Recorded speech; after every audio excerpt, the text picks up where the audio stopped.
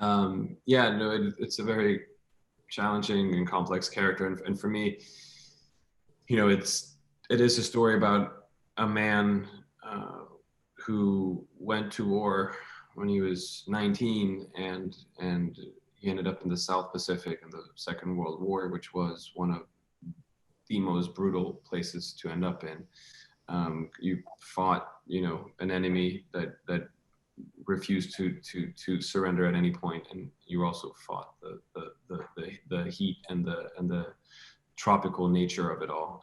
We meet him coming back from that experience. So my first way into it was trying to, as best as I could, understand what these people went through when they were in the South Pacific. So I read about a bunch of biographies, Goodbye Darkness by William Manchester, and um, Helmet for My Pillow by Robert Leckie, and a couple of other ones. But that was such a great, reading memoirs of people who went through this experience was so helpful for me to use that as something that I could put on to Willard. Your character has a son who uses a pet to help him through tough times.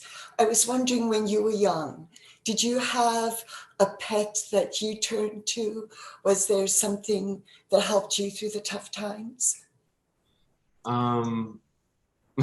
It's really interesting. Yeah, I grew up with pets.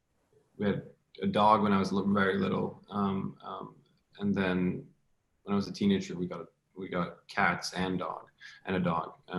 Yeah, I love I love animals, but I never had a relationship where one of the pets were comforting me in when I went through hard times. Like I don't know what it says about me, but I wasn't someone that had like stuffed animals and stuff like that either.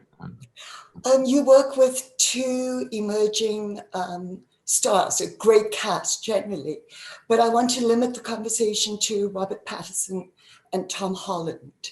Both of them are superheroes, but they're also great talents. I've been a big fan of his for a long time, and I think he's really brave and a very committed actor.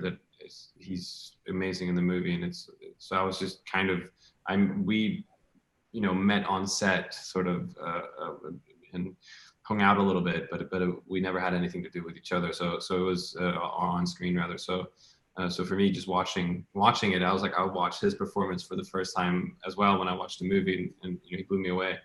With Tom, it was obviously we don't have any scenes together, but he does play my son. So like for the sake of the character, like our relationship mattered, if that makes sense, even though we don't have any scenes together, because what happens to young Arvin did happen to Tom Holland, right, in the movie. So for me, that was I spent a little bit more time with him, and we read the scenes together, the scenes where he was a boy, and so we kind of had those words out of our mouths, and there was a point in us trying to find similarities in each other, because it is such a big part of the movie, is what you inherit, and obviously Arvin is trying to kind of come to terms with his father and what his father did to him. So that was a little bit different, but yeah, Tom, I mean, he knocks us out of the park. He's incredible in this movie, and I'm really excited about seeing him in his career in the future. I thought he was a fantastic Spider-Man as well. I think he's one of the best Spider-Mans that there have been. But Spider-Man is a kind of a light, charming character, and I just didn't know how much range or depth that he had.